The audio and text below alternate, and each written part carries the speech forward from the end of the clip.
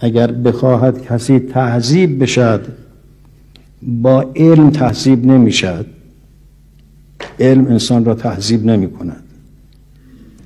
گاهی علم انسان را به جهنم میفرستد، گاهی علم توحید انسان را به جهنم میفرستد، گاهی علم عرفان انسان را به جهنم میرساند، گاهی علم فقه انسان را به جهنم میفرستد،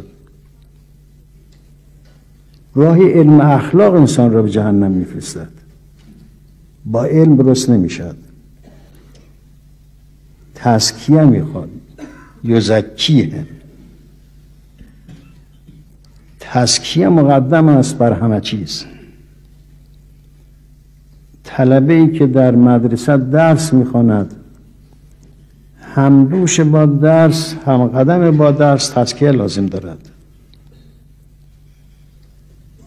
امام جمعه‌ای که برای مردم میخواد هدایت کند مردم را، باید تزکیه خودش کند که بتواند هدایت کند. دولتی که بخواد مردم را وادار به کار خوب بکنند، باید تزکیه بکند خودش را. عارفی که بخواد مردم را به معارف الهیه دعوت کند، تا خودش را تزکیه نکند این قدرت را ندارد.